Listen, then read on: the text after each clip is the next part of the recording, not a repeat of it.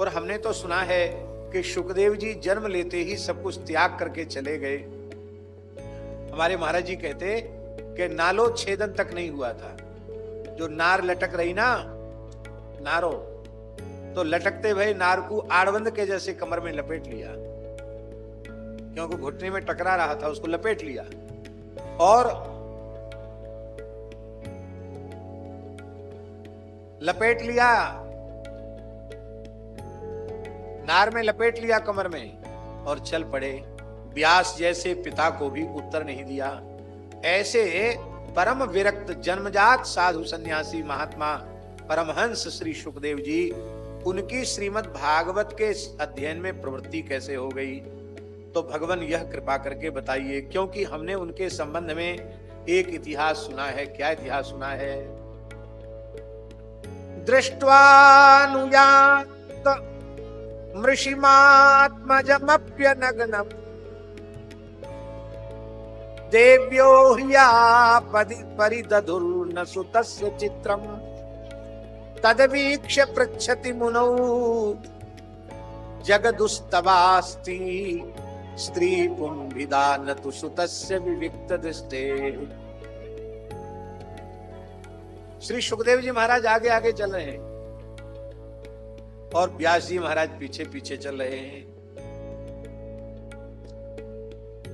सुखदेव जी कितने सुंदर हैं। एक तो नित्य किशोर हैं सुखदेव जी, बालक रूप में प्रकट नहीं हुए, प्रकट होते ही किशोर हो गए। और ये किशोर अवस्था उनकी नित्य अवस्था है। अब कितने सुंदर हैं, हमें और कोई उदाहरण समझ में नहीं आता है। हमारे नित्य किशोर, नवल किशोर, श्याम सुंदर श्री कृष्ण अपनो पीतांबर, अपनी कछनी, अपनो मुकुट, अपनी बंसी लकुट पधराई के अपने संपूर्ण श्रीअंग में ब्रजरज को लेप कर ले में और अवधूत वेश में विचरण करें यमुना जी के पुलिन में, तो कैसी शोभा होगी। ऐसी ही शोभा श्री सुखदेव जी। ऐसे लगता है मानो परमहंस अवस्था को, अवधूत अवस्था को कृतार्थ करने के लिए श्री कृष्ण ही इस रूप में आ गए। कोटि कोटि कंदर्प दर्प दलन करने वाला स्वरूप है सुखदेव जी का, किशोर अवस्था है। अद्भुत सौंदर्य है सुखदेव जी का, जिनको देखकर काम भी लज्जित हो जाए। उन युवा पुत्र सुखदेव जी को देख करके देवांगनाएं स्नान कर रही थी वस्त्रहीन, उन्होंने तत्काल अपने अपने वस्त्र धारण कर लिए।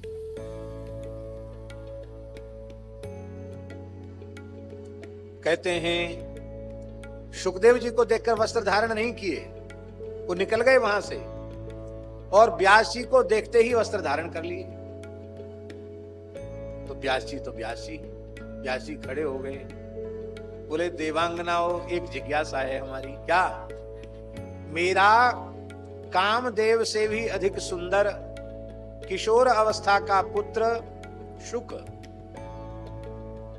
दिगंबर अवस्था में यहां से निकला, उसको देखकर आपको लज्जा नहीं आई? और मेरी हजारों लाखों वर्ष की आयु हो रही, ज्ञान वृद्ध, वयो वृद्ध, तप वृद्ध, मुझे देखकर आपने वस्त्र धारण कर लिए, क्या कारण है? उन देवांगनाओं ने कहा जगदुहु किम जगदु, क्या कहा उन्होंने? तब अस्ति तब किमस्ति स्त्री पुंभिदा, तुम्हारी दृष्टि में यह स्त्री शरीर है और यह पुरुष शरीर है। आओ इधर बैठ जाओ।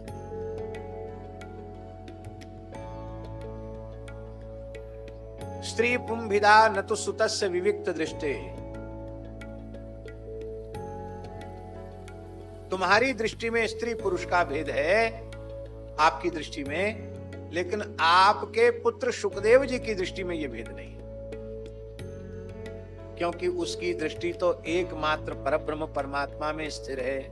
वो सर्वत्र भगवत दर्शन करता है, भेद दृष्टि नहीं है उनकी, अभेद दृष्टि।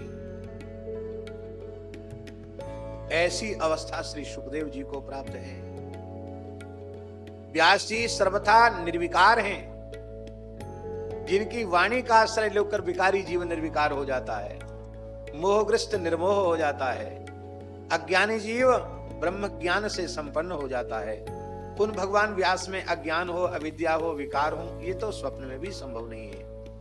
पर फिर भी उनकी दृष्टि में यह ज्ञान तो है कि स्त्री शरीर है, यह पुरुष शरीर है। और आपके पुत्र की दृष्टि में तो नाना नाम रूपों का भी भेद नहीं है, अभेद रूप से सर्वत्र परमात्मा का दर्शन करने वाला आपका पुत्र है, इसलिए उसको देखकर हमें संकोच नहीं हुआ। ऐसे ब्रह्मज्ञानी श्री सुखदेव जी महाराज, उन ब्रह्मज्ञानी सुखदेव जी महाराज ने इतनी बड़ी भागवत कैसे सुनी, एक प्रश्न। और दूसरा प्रश्न यह है कि सगोदोहन मात्रम ही गृहे सुगृह मेधिनाम अवेक्षते महाभागस तीर्थी कुर्मस्तदाश्रमम। सुखदेव जी महाराज किसी गृहस्थ के द्वार पे नहीं जाते, साधु नहीं जाते द्वार पर किसी गृहस्थी के। पर एक चीज ठाकुर जी ने ऐसी पीछे लगाए रखी है, जाके लिए बड़े बड़े विरक्त संतों को भी गृहस्थ के द्वार पे जाना पड़ता है। मैया सीताराम, मैया राधे श्याम, मधुकरी लेने तो जानो पड़े ना। हमारे पूज्य गुरुदेव पहाड़ी बाबा महाराज कहते थे कि रात भरे दिन रीते इन पेटन ने जग जीते। और कबो कबो कहते, बच्चा हम तो बड़े दूर हिमालय में चले गए, ऐसी दुर्गम जगह पे पहुंच गए कि वहां बैठ के सहज समाधि लग गई। पर जैसी ये भूख जगी और जोरन की भूख लगी, तो फिर अब अंधेरा हो गए। उतरते उतरते दूर टिमटिमाता हुआ प्रकाश दिखाई पड़ा, उतरते उतरते रास्ता भूल गए और पूरी रात चले। फिर वो गांव तो मिला नहीं, पता नहीं गांव कहाँ रह गया। पूरे दिन के भूखे पूरे रात चले, कोई बिजली नहीं, कोई टार्च नहीं, कुछ नहीं, अंधेरे में, पहाड़ में, जंगल में, हिमालय के क्षेत्र में। और फिर सबरा ज्ञान विज्ञान ढीला हो गया। बोले भैया वृंदावन बहुत अच्छो। महाराज जी बोले मन में आई, वृंदावन बहुत अच्छो, बिना गुरु जी महाराज थे पूछे चले आए, बैराग चढ़े और चले, ठीक ना भयो। वृंदावन बहुत अच्छो, समय थे बाल भोग, समय थे राजभोग, तो फिर ब्यारू और संजा को पुजारी है तो दूध भी मिल जाए। तो बोले भैया यहाँ तो कछु बनाए, वो उतर के नीचे आ गए। फिर कहते फिर वृंदावन आ गए। तो कहते पेट न पीछे लगाया होता ठाकुर जी ने तो हम तो हिमालय में रह जाते, पेट उतार लायो। तो बड़े बड़े विरक्तों को भी भिक्षा के लिए गृहस्थ के द्वार पर जाना पड़ता है। पर श्री सुखदेव जी तो केवल वायु का आहार करते हैं, न वे अन्न लेते हैं न जल लेते हैं, कुछ संसार की वस्तु ग्रहण ही नहीं करते। तो उन्हें किसी गृहस्थ के द्वार पर जाने की आवश्यकता क्या है। कथनचित किसी भाग्यशाली गृहस्थ का सौभाग्य जग जाए और उसके अतिथि बन जाएं श्री सुखदेव जी महाराज, और वो चरण पकड़ ले कि नहीं महाराज आपको तो ठहरना पड़ेगा, तो उतनी देर ठहरते हैं जितनी देर में एक गैया की धार कढ़े, गैया दुही जाए उतनी देर ठहरते हैं। इसका मतलब है कि बहुत आग्रह करने पर भी धारोष्ण दुग्ध एक आध घूंट ले लेते हैं, वो भी कभी कभार 4-6 साल में एक बार किसी गृहस्थ के द्वार पर जाके, अन्यथा कुछ भी नहीं लेते। तो ये और आश्चर्य की बात है कि 7 दिन तक एक ही जगह रह करके और उन्होंने श्रीमद् भागवत कैसे कही, यह और अधिक आश्चर्य की बात है। यद्यपि श्री सूत जी महाराज को ऐसी अद्भुत मेधा प्राप्त है कि वे एकश्रुति हैं। एकश्रुति जानते हैं? अब ये परंपरा लुप्त हो रही है बाबा एकश्रुति की।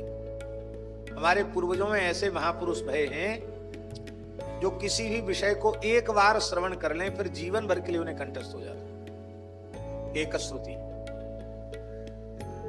सूत जी उन एकश्रुतियों में थे। हमने सुना है धर्म संघ वाले गुरु जी से, महर्षि कात्यायन भी एकश्रुति थे। पाणिनि जी के गुरुदेव जो महर्षि उपवर्ष हैं, उन्होंने पढ़ाना बंद कर दिया था। 10,000 विद्यार्थी थे ब्रह्मचारी, कितने? 10,000 प्लस दंडधारी विद्यार्थी थे, बंद कर दिया पढ़ाना। ब्रह्मचारियों में खलबली हो गई, गुरुजी नहीं पढ़ाते, क्या बात है। गुरु माता से पूछा, उन्होंने कहा कि इनका इस प्रकार का ज्ञान जागृत हो गया है कि इसको धारण करने की क्षमता आप लोगों में नहीं है। कोई एकश्रुति ब्रह्मचारी आ जाएगा तो ये पढ़ाना शुरू करेगा। तो विद्यार्थी चल पड़े ब्रह्मचारी खोजने एक श्रुति को। तो खोजते खोजते पाटिलपुत्र क्षेत्र में, पटना का जो क्षेत्र है, एक ब्राह्मण के अतिथि हुए। ब्राह्मण दिवंगत हो गया था, घर में ब्राह्मणी थी और उसका एकमात्र पुत्र था। अतिथि के रूप में ब्रह्मचारी आए हैं दो, तो उन्होंने बड़े प्रेम से उनको, ब्राह्मणी ने बड़े प्रेम से उनको आदरपूर्वक रखा। तो रात्रि में उन्होंने देखा कि वो बालक रो रहा है। बालक 5 ही वर्ष का था। कितने वर्ष का था? मात्र 5 वर्ष। वो रो रहा था, ज्यादा ही रो रहा था। तो ब्रह्मचारियों ने कहा कि माता, ये बालक क्यों रुदन कर रहा है, रो क्यों रहा है? तो माँ ने कहा, बच्चे हैं, मचल जाते हैं किसी बात के लिए, बगल में एक नाटक हो रहा है। उस जमाने में सब संस्कृत में ही नाटक होते थे, तो ये नाटक देखने के लिए मचल रहा है। अब आप लोग घर में रुके हैं, मैं आप लोगों को, अतिथियों को छोड़कर इस बच्चे को लेके जाऊं, ये संभव नहीं है। बच्चे को भेज दूं, छोटा 5 वर्ष का बालक है, रात्रि का समय है, ये भी संभव नहीं है। मैं इसे चुप कराने का प्रयत्न कर रही हूं, ये चुप नहीं हो रहा है। तो ब्रह्मचारी बोले, हमने भी नाटक नहीं देखा, आपको यदि हमारे ऊपर भरोसा हो तो अपने पुत्र को हमारे साथ भेज दो और हम भी नाटक देखावेंगे। सो जाएगा तो कोई बात नहीं, हमारी गोद में सो जाएगा, जगेगा तो हम लोग उठ ले आएंगे इसको। रात भर नाटक चला और सवेरे वो बालक सोया नहीं, 5 वर्ष का बालक, वो ध्यान से सुनता रहा, देखता रहा। और जब ब्रह्मचारियों के साथ लौट कर आया तो उसकी माँ ने पूछा कि सो तो नहीं गए थे? नहीं माँ, बिल्कुल नहीं सोया। क्या देखा, क्या समझ में आया? तो नाटक के मंगलाचरण से लेके पटाक्षेप तक किस नाटक के पात्र ने क्या कहा, ये सब का सब अक्षर से सुना दिया, अक्षरानुपूर्वी से सुना दिया। दोनों ब्रह्मचारियों के नेत्रों में आंसू झरने लगे। वो तो स्नातक हो चुके, मत प्रौढ़ हो चुके थे, समावर्तन की तैयारी थी उनकी, षडंग वेद उनका हो गया था, प्रौढ़ ब्रह्मचारी थे। तो वो ब्राह्मणी बोली कि इस बालक ने कोई चंचलता या धृष्टता तो नहीं कर दी, आप लोग दुखी होकर रो रहे हैं? बोले नहीं, हमारे जैसे न जाने कितने ब्रह्मचारी सारे भारतवर्ष में घूम रहे हैं एक श्रुति को खोजने के लिए। आज हमारा श्रम सफल हो गया। एक श्रुति बालक है, पूरी रात के पूरे नाटक के संवाद को, बड़े से बड़े बुद्धिमान से भी सबके नाम पूछो तो नाम नहीं बता पाएगा है? और एक साथ सारे संवाद सुना दिए इस बालक ने।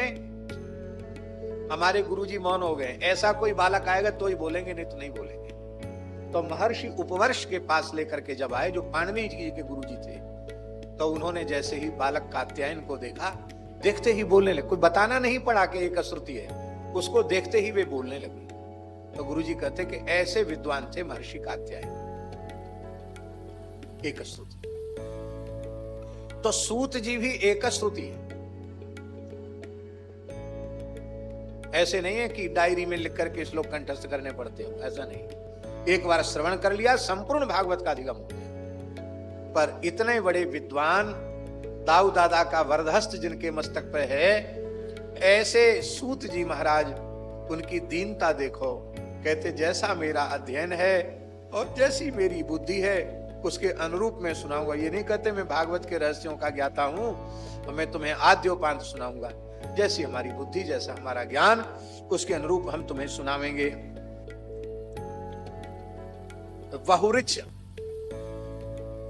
बहुरिच शौनक जी को कहा। बहुरिच का अर्थ होता ऋग्वेदी। ऋग्वेदी महर्षि शौनक ने और सूत जी की बड़ी प्रशंसा की और कहा कि भगवान, आपने श्री सुखदेव जी के मुखारविंद से जो कथा सुनी हो उसको आप अवश्य सुनावें। किस युग में, किस हेतु से ये कथा का प्राकट्य हुआ और किसकी प्रेरणा से भगवान व्यास ने इसको लिखा,